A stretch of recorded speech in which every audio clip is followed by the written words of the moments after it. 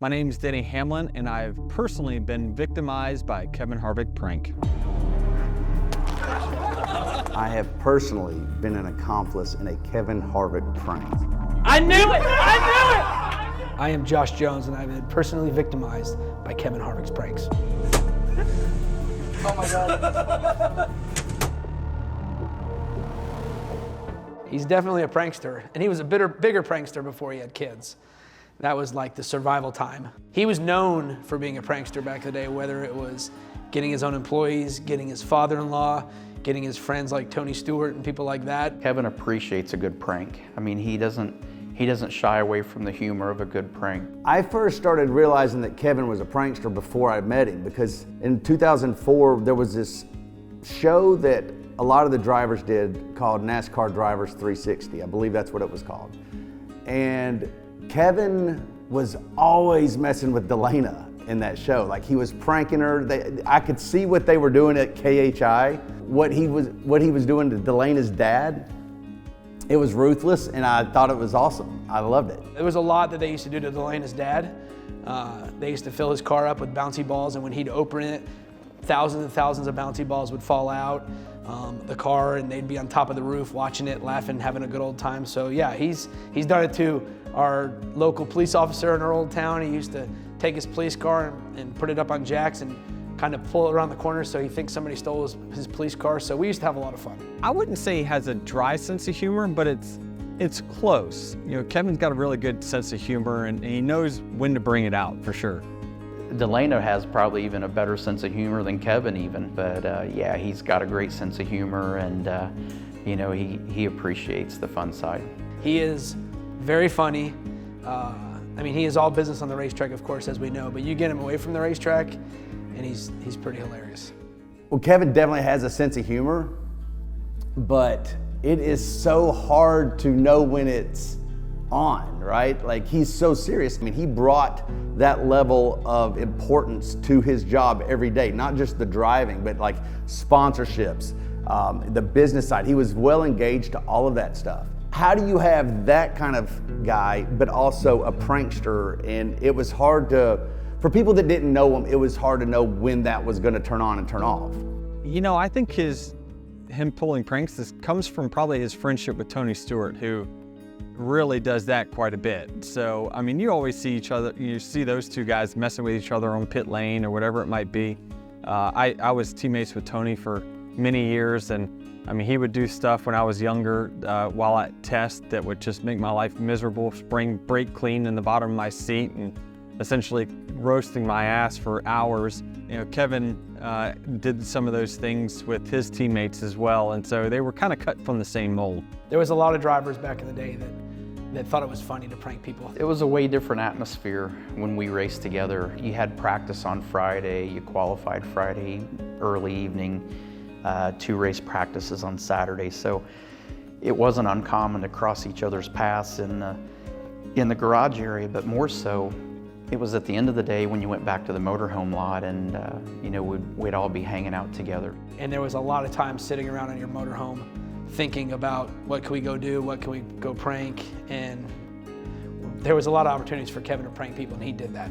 You know, back then, we probably didn't have as many appearances as what we have, you know, nowadays, and so the drivers, you know, they did interact quite a bit more. Where now you go right from your practice to your car, you go right into your bus, and you're diving into a computer to figure out how you can get better. We had more time back then, that's for sure. That's the difference. My favorite prank of all time that Kevin Harvick has done is when he took the hammer to Josh Jones's phone. Oh my God. I can't believe. Oh my. He just my phone. I would say the best prank he ever pulled on me was probably when Nextel was a sponsor of the Cup Series, and they used to give us these Nextel flip phones with the 2-way pagers on them, and I got a brand new one when it first came out, and I kind of felt honored to get it early than a lot of people, and at that point they had the fake phones. It was called an i90. They had the fake phones that they used for displays. Well, Kevin took the one off the display at the track when he was out there doing an appearance and took it back to the motorhome. or in the hauler, and I'm in there with my phone, and he was like, "Is that your new phone?" I was like, "Yep, I just got it." And he grabbed it and kind of ran around the corner on the hauler and took a hammer and started smashing it. And I was going like this because I just got it. I wanted to punch him in the face, and he was just smashing it and smashing it and smashing it. And then I was pissed, and then he threw it back at me, and I went to look at it. It was destroyed. But then I realized it was fake, and I didn't know that somebody behind me was filming the whole thing.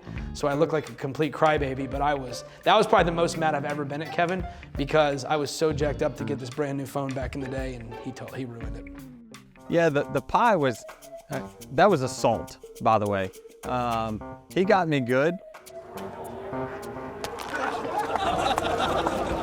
It really stemmed from, we were on Regis and Kelly at the time, and we were doing it for Chase Media. We were doing a pie contest, like throwing contest, and I think he took offense to one of the pies that I got him pretty good on. It was after the horn had sounded to stop. So the way he saw it, that this was, kind of off limits times, and I kind of broke protocol there. Denny threw it at Kevin and got pie all over Kevin's suit. So I could tell Kevin was kind of mad because all the drivers were laughing at him, and Kevin was cleaning himself off, and Denny was laughing. And so Kevin told us when we got on the plane after the media day flying to New Hampshire, he's like, "I need you to do me a favor." And I was like, "What's that?" He's like, "I need you to go buy a pie, and I want you to put a ton of whipped cream in it, and I want you to put it in the refrigerator." Well, unfortunately on my end, the refrigerator was full. There was no room, so I put it in the freezer.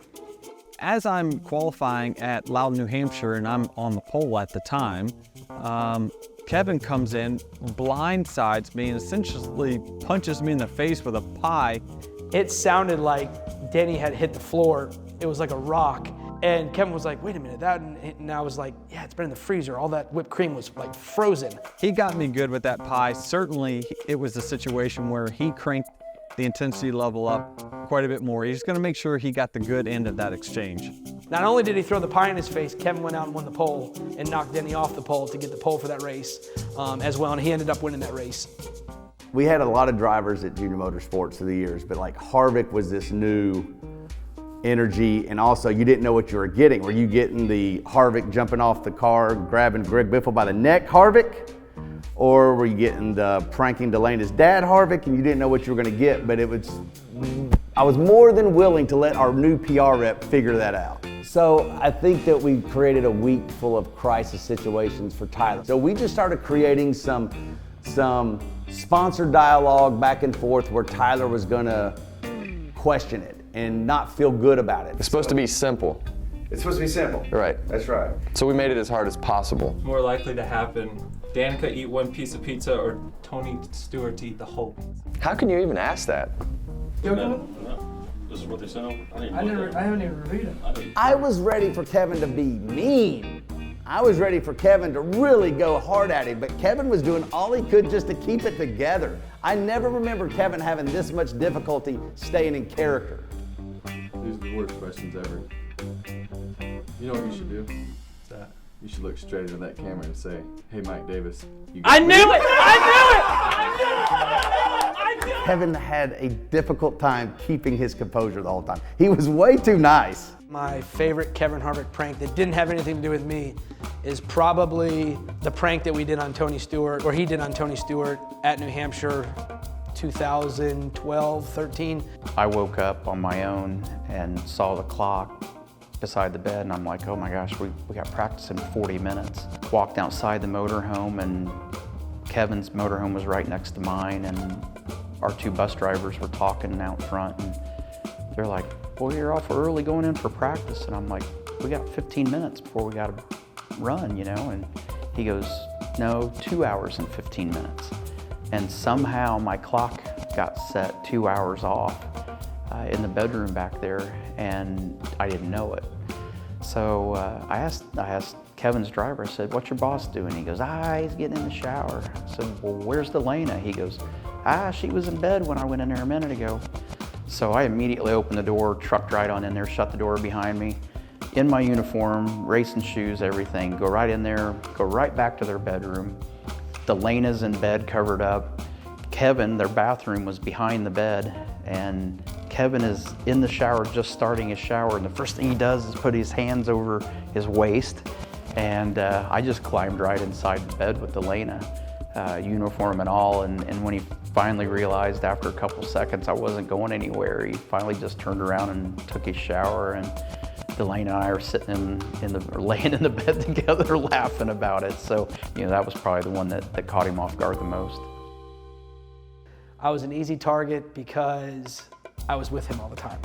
And when you're with somebody all the time, it's a lot easier for them to prank. Josh Jones is just one of those guys that, he works his butt off. He is like family to Kevin and Elena, and would do anything for him, but he can be a little bit on the gullible side at times. I would say the most furious I've ever got at him was the billboard on I-40 that he put up with my Twitter handle. And I went from like 16,000 followers to like 49,000 followers in one day, and I couldn't figure out why. And then people started texting me, holy cow, did you see what Kevin did? And I had no clue. And some random truck driver responded and slid into my DMs and was like, dude, I love your billboard. And I was like, billboard? So I started putting 2 and 2 together, and I noticed Kevin bought a billboard on Interstate 40, and all he did was put my Twitter handle and a bunch of random pictures of me, and it sat there for a good month or so. So you can't compete with a guy that doesn't have a budget when it comes to pranking somebody back. So nobody wants to play against Kevin because he will win every time. I did not get him back because I knew that he was just going to raise the stakes even higher, and I was fine with it being over with at that point. Kevin is a good prankster because he is still a kid. He's still a kid. He's doing it to entertain himself. He has that sense of humor. He has that lease on life. It is addicting, frankly, when you have somebody that it can be as serious as he can be and as good as he can be in a race car driver, but then also be able to release all that through his, having a good time and just kind of like kidding with other people. It's his way. I think pranking is his love language. I think there's 6 love languages. Pranking is Kevin Harvick's. Kevin Harvick, forever a prankster. Forever a prankster. Cindy! Kevin Harvick, forever a prankster. Knew it! I knew